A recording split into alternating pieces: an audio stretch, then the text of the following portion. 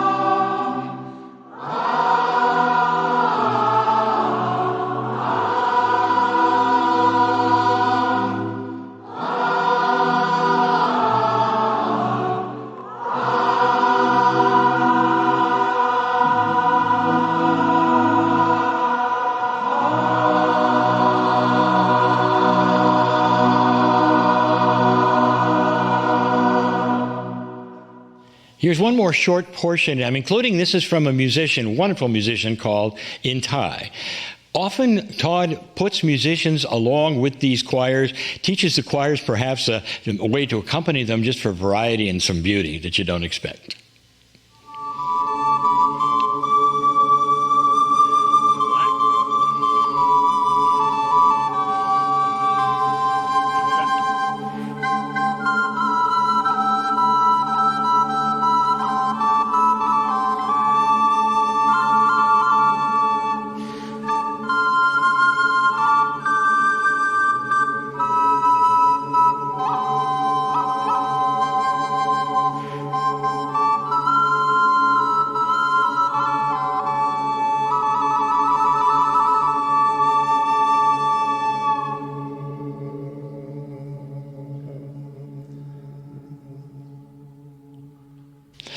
Okay, enough of that. Wow, that's the experience for now. So there's some questions. So I'm sure this took you on a trip down memory lane, Todd, as it did for me. But my question is, how did all of this start? How you can share that with our audience, and why did you choose Hawaii in 2012? The last thing I ever thought I would be doing as a Johns Hopkins trained medical doctor was singing on stage. Mm-hmm. Much less, there was a time when people actually said, I needed to sell these recordings. It was almost like my duty to do that. Mm-hmm. It was quite amazing, A, that people would want to hear me sing, and B, much less want a recording of it. It all really starts with a Kryon story. And that was doing one of our life extension seminars in San Diego. And as a grand finale, when Lee was available, we would have him join to do a channel at the end.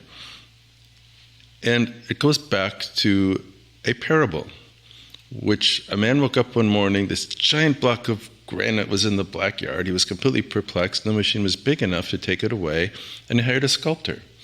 And the sculptor created the most beautiful work of art the world had ever seen. The Kryon explanation is that our DNA is like that.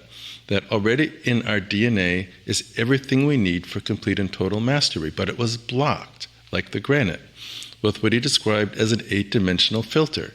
And if you follow along with the 12-stranded concept in the Kryon book about each of the strands, that 4 of the strands were unblocked, meaning a more ordinary 4-dimensional reality, but the 8 were blocked above that with what he described as an 8-dimensional filter.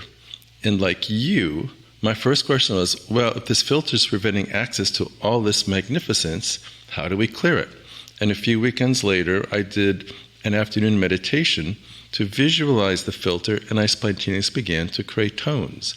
And just like you've seen images of resonance where if things hit the right note, they vibrate, I saw this resonance build in the filter till it hit a certain catalytic point, and it transmitted the energy of the filter into the power to activate the strands. And that became level 1 of the pineal tones, which came with an affirmation, no less, that I, as a being, am eternally pure and perfect, and that anything other than perfection is merely the illusion of this experiment of our experience. So it begins with the intention, remembering your divine eternal perfection. And then every month or so, I would remember another and another. And that's where the whole system began. And I believe that you had about 16 tones by the time Kryon then started telling you more information about the tones. Do you want to share that with us? Going back in the history, it was all cycles of 8s. After the 8th level, we had a Kryon event in Moscow, and with 1 week's notice, we had 300 people gathered for a session where instead of sharing 8 levels over 2 days, I shared it over a few hours. And that's where Kryon first described that this was my mining the Akash to remember these tones as I'd done them in Lemuria. And even though I had temples of rejuvenation at my beck and call, since I was the architect of them, that I was able to stay in a very youthful body a very long time just using the tones I just shared, and that was just 8 levels. And that the people in the room that day would live longer lives for having been there. And then it was at level 16 where there was the Kryon channel at another event in San Diego where he said 16 levels is great, but there's actually 24. You need to remember 8 more.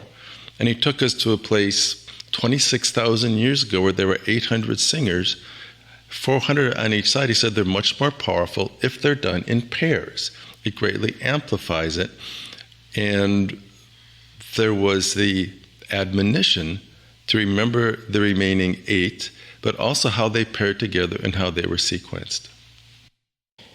All right. So we put together, I remember we sitting down in my living room, putting together, said, we had to do this. We have to do this publicly. We have to invite everybody, and you have to remember all of them. Do you remember the phrase that Kryon used about how well you remembered it? The biggest compliment during the first choir, and to put it in perspective, there was this 2-year journey of remembrance and then pairing and then recording and creating rehearsal tapes and gathering people with this question, is this going to sound at all good? And what was remarkable is after the first section, the Kryon comment was, we were shockingly accurate at recreating a Lemurian choir. Okay. I want to do something now. I want to walk through the photos of the choirs over the years, and just have I want everybody to see it. I want you to have maybe a brief comment. Why are these people wearing different colors? Well, it was a designer question. It had to do with there being 2 main constructs for the way the tones work together, and that they're often done on certain musical intervals. So we have a fundamental choir and a more harmonic choir. And we chose colors for each location that were indicative of something that was either royal or spiritual. And in Hawaii, the royal colors are the red and gold. So that's why we picked the red for the fundamental and the gold for the harmonic choir. All right, so let's begin our little journey. The choir after this one, the very next year, was in Cancun, Mexico, and it was called the Compassion Choir. Anything you want to say about that? This was at this amazing resort. It was a beautiful experience. And we moved more into the energy of the Mayan civilization, which was in the Mayan Riviera. So we had local shamans provide their energy as opposed to the Hawaiian heritage that was done in Maui. And what was unique was that for the first time we did levels past level 24, which was the recreation of the first Lemurian choir. So we're getting actual new information beyond what was performed in the ancient days. Here's another one, Mount Shasta, one of our favorite places in 2014. It was called the Divine Celebration Choir. Mount Shasta was amazing. There's such a power in the mountain itself. And there's a whole lore of the civilization in the mountains, the Lemurians that went interdimensional are still alive today in the mountain, in a city described as Telos. So there's that powerful Telosian background. And what was especially remarkable is we had a production company film this professionally and make a whole meditation tape of this choir. So that was powerful in the energy, unique in that this was filmed in a very professional way, and it's one of the best pieces we have in terms of a video meditative representation of the experience. Moving on to one of my favorite places, maybe I'm biased. Because I've been here more than once, and once before the choir, and of course this is Australia. This is home for Monica. Now this particular place is not home. This is in the middle of Australia. The Red Centre, they call it. They used to call it Ayers Rock, now officially called Uluru, the Creation Choir. This has to do with the power of the indigenous energy, and they talk about the civilization going back tens of thousands of years, even at a time that predates what we talk about with Lemuria.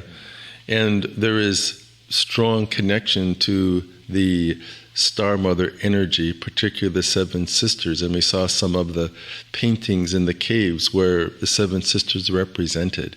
So it really goes back to the deepest roots of human civilization. I remember this choir. This was very special for me. Now, here's something. This is a choir. Look at the attendance of this choir. It was not scheduled. I'll call it the unscheduled choir in that same year of 2015 in Israel, in Tel Aviv. It's not even on a node or a null or any special sacred place that was listed. And here, what happened that you would have this take place? It was, I'm not even sure how it happened. It just did. It was mostly related to our organizer, Elon, who has such strong roots in Israel and has a large connection with the spiritual community. And there was so much interest in anchoring an energy of balance and peace in the area that we decided, as long as so many people were going to be there in the context of a Kryon event, that we would create a special invitation. And I was personally astounded that we had so many people from so many countries that are participating in that energy of creating peace. Yeah, very, very special. Into 2016, we have the Mount Ida Hot Springs, Arkansas, the Crystalline Choir. Why was it called the Crystalline Choir?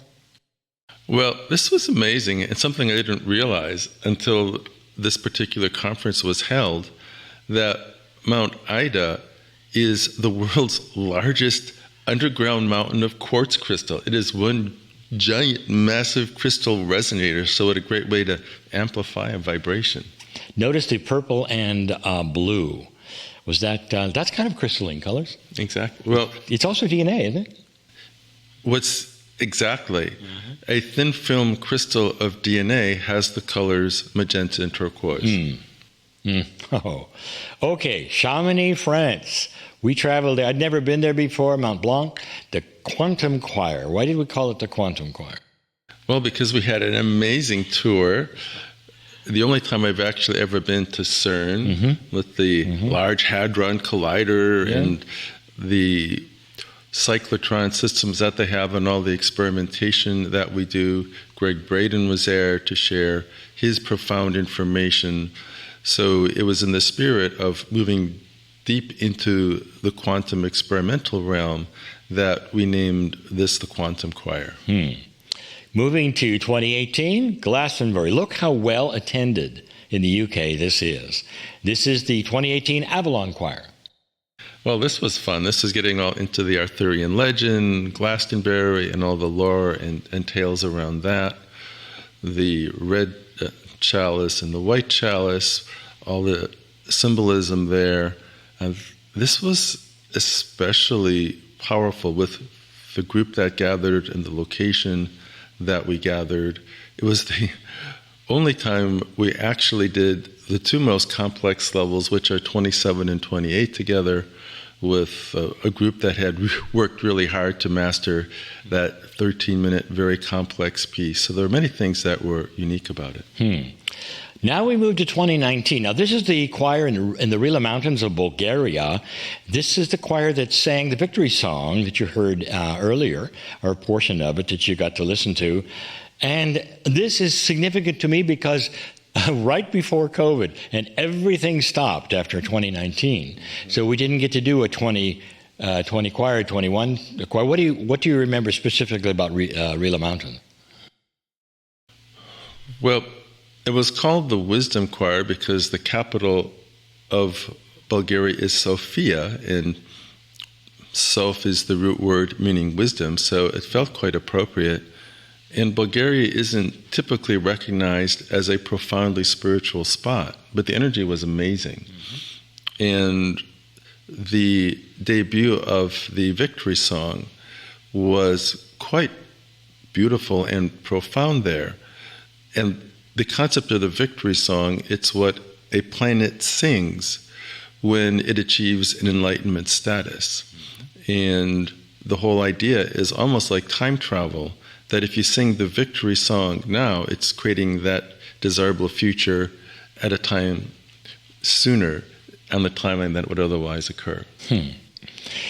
Okay, now we go to the soonest we could do another choir after COVID was 2022. And there's a story about this because this had ended up back in Cancun, Mexico. Wasn't scheduled that way. What happened there? Well, the final choir was actually scheduled for 10/10/2020. And it's a play of the universe because now we're at the 12th choir in 12 years on 12/12/24. There were so many challenges. We had to move the first choir because people couldn't even travel in the early days of COVID. Then we moved it to 2/22/22, but then there were still challenges with movement. Then ultimately, we were going to do it in Hawaii because that was a logical point for the final choir, but we added this one because there were so many restrictions on going to Hawaii at that time with what was required with visas and vaccine requirements and so forth, that we went to a friendly place, but it was also, in a way, retracing our steps, doing the second last choir where we did the second choir. Okay, so we get to the last one, which of course hasn't happened yet. There's one more coming, the last one in the series after 12 years. Significance, where exactly will it be and when? Well, part of the story that we haven't shared, when Kryon described that we were shockingly accurate, which was very satisfying to all of us that had worked very hard to make it possible, much less as well attended as it was also that we had turned the key in the lock. And what he meant by that is we had made available what were described as 12 nodes, a type of time capsule of information to going to an enlightenment status for a planet. And each of the 12 nodes had a corresponding null, with the node being a point of intensification of the crystalline grid and a node being a very weak crystalline grid, a type of battery, a set of potentials. And after the first choir, Kryon described all the locations of the 12 nodes and nulls, but not how they paired. And only one choir after another, the first was from Maui to the Tibetsi Mountains in Chad.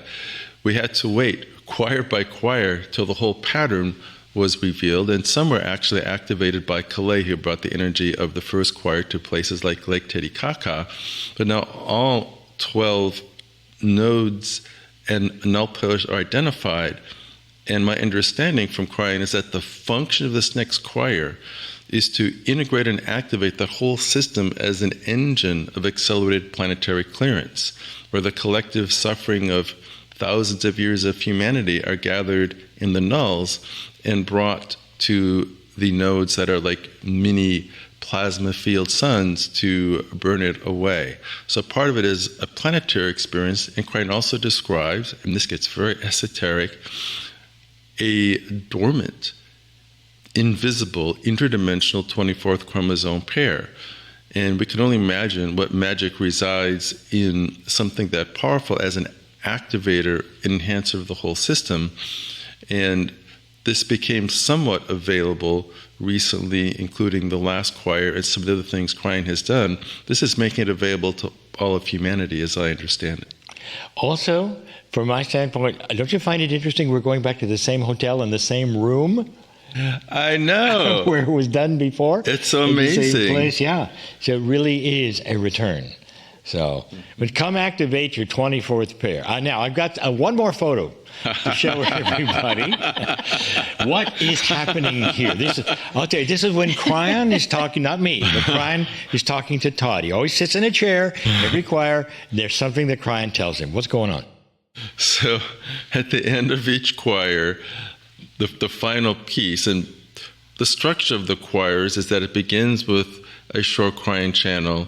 There is a segment of the choir in another Kryon channel, and it's interspersing the choir and channels. And there's a final channel, after the choir is complete, and that's when I get my next assignment. And as Kryon says, you don't have to do it, but I know you will. And he always has.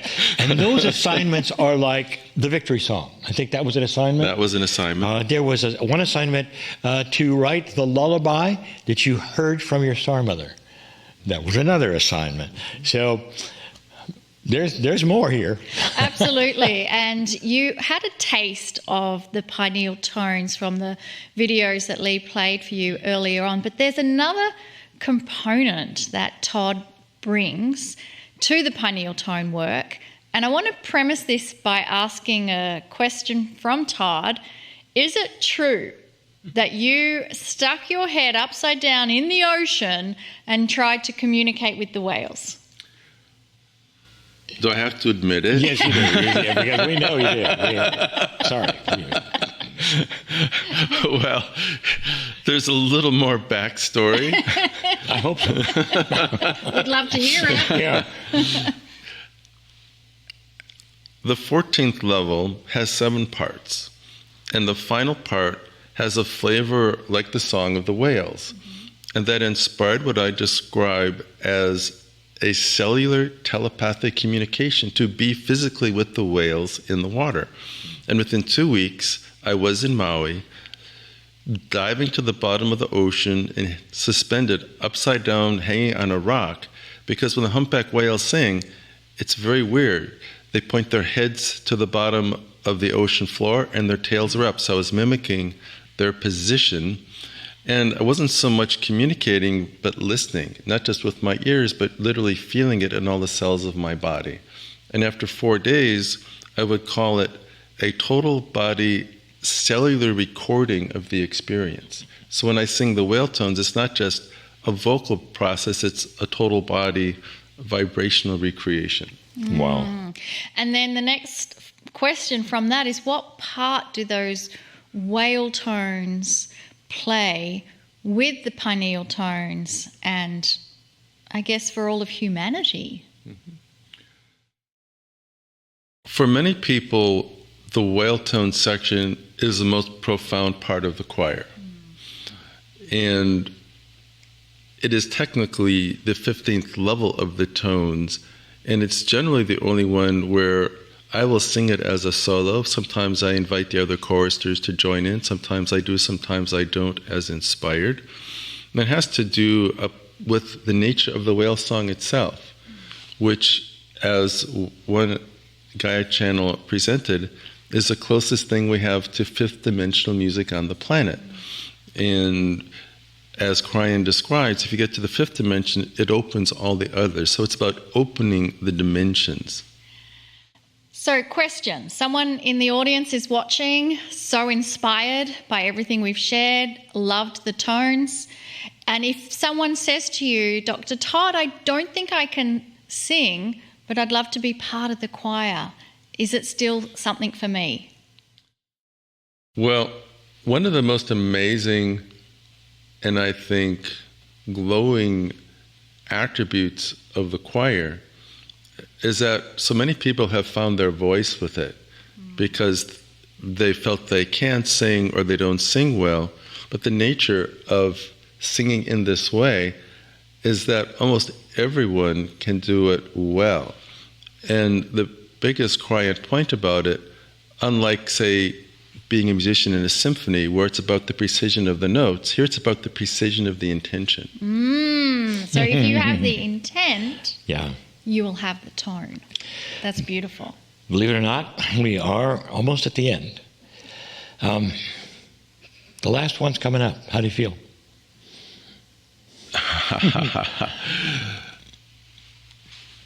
Well, this final choir has really been a struggle. It's been literally 4 years delayed from when we initially had it. Maybe because it's supposed to be the 12th choir in a 12-year cycle, which makes the synchronicities of the numbers ideal.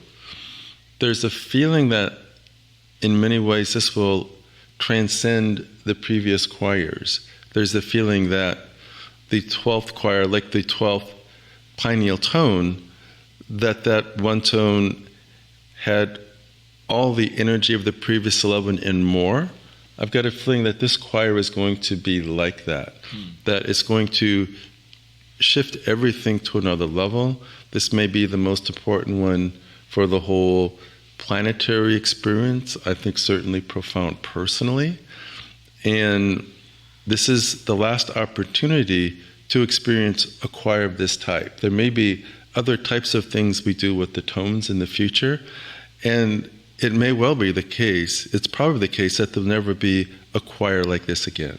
I agree, and I can already feel the potency of this choir being a fast-track system of working with our chromosome DNA pair, the 24th pair, as well as the planetary system of spiritual intervention that was placed as time capsules in the planet by the Pleiadians. And there's a galactic communication that happens as well. There are so many profound experiences that the choristers have shared with me over the last 12 years. And even participants whose spouse is in the choir and they come on the performance day just to sit in the back of the room, they are also deeply affected by the choir. Yeah. It's hard to say goodbye. And we know we're going to lose you here because you have to leave, but there's a break coming up. Mm-hmm. Yes. But very quickly, do you have a feeling from Kryon about the importance of this event? It's the same feeling, excuse me. Oh, I get choked up thinking that it'll be the last one. We have been through a very profound 12 years with you. Amazing. Amazing. So I think that Kryon would echo what you said. It's going to be different. It's going to be profound. And I'm going to be there. Yeah, I feel it's a... I hope so. Yeah. Oh, yeah. It's a divine appointment. Yeah. And I feel that those who come, it's also a divine appointment as well. So thank you so much, Todd, for taking time in your busy schedule to come and visit with us and share all that beautiful information. Well, always a pleasure and honor, and so exciting to be creating this matrix of experience with you. Thanks, my friend. Wonderful. Okay, everyone, we are going to take a short break. Perhaps that's the perfect time to go and sign up for the choir. And then we will see you back here soon for the Circle of 12. Welcome back, everyone. Thank you so much, Dr. Todd. I think most of you can see that Dr. Todd had to go. He didn't turn into a plant. What a wonderful explanation of these tones. Now, I just want to remind all of you, this man is a top anti-aging rejuvenation DNA expert, perhaps one of the giants of the planet at the moment in this subject. And we're going to bring him back. And hopefully in September, we'll have him back to talk about those things. So we're not done seeing him.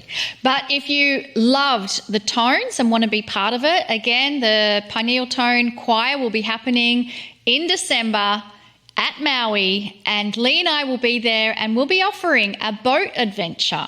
Sunrise and sunset, I think it is, before the choir kicks off. That's going to be on December 8. You can check out the details at cryonmasters.com and then have a look at the events tab, and that's where you can find all the events we're doing. Well, it's time again to do our miracle moments, and one of Monica's my favorite sections of the program. I really mean that. We just really love to hear these things that have touched your heart and happened to you in real life, and that's why we're here. Now, you can find the Miracle Moments section in your membership portal. I really invite you to go there, where you can request prayers of help, benevolence for yourself or someone you love, and you can then record your miracle moments and see those of others. If you or someone you know has had a miracle, we just love for you to share it with us. We really do. We love, I would say, just hearing about any kind of thing that you've experienced. You know, sometimes a miracle can be I would say, just a benevolent resolution of something that's worried you for a long time. Have you ever had that happen, where truly you worry about something and then suddenly you realize there's been something change in you and you're no longer worried, even though the situation may not have actually changed? To me, that's a miracle. Sometimes, of course, it's a physical healing. Sometimes it's relationships. We've had plenty of those kinds of things. All miracles are worth celebrating, and that's what we do here. We celebrate miracles in this section. I'd like to ask Monica to share a miracle moment which happened to one of our Circle of 12 members. So this miracle moment, it comes from Teresa, and Teresa says, I submitted a request for a miracle for my 11-year-old son who was struggling with school and behavioural issues. Over the course of the last month, he miraculously finished all of his tests, and we've had really meaningful moments together. Our communication has improved, and I have improved as a parent for him. It's been a shift I didn't expect to happen so quickly, and I can't thank this community enough for the joy this has brought us. If you're a parent, take the time with intention to find heartfelt interest in your child's world. Blessings to all. These children are our future. And I think, Teresa, that you are part of that future, because being a parent where you really, with your intention, find that common ground of that heartfelt interest. I can feel through the words that you're sharing that the change has really taken place within you and it's rippled out. And this is such a beautiful role model of a parent, showing us the relationship that can happen when we tune in to love and kind of feel how we are guided to do things when we're connecting with that place of love. And I think that's what all of us want. We all want to receive love from everyone else, because that's what emanates from the Creator. So let's now use our collective energy as awakened old souls that know about the soul inside, that eternalness within us, and that there is such beauty in that. And we'll use that energy to send it to everyone who's asking for our prayers of help. And if you've never done this before, it's simply coming to it with your own intention. How can I be of service and love to those who need it? It's as simple as closing your eyes, taking a pause in your day, focusing on the energy of your heart, slowing your breathing with intention, connecting now with a group of old souls, awakened ones, the light workers, the ones who are on this planet to create and illuminate light.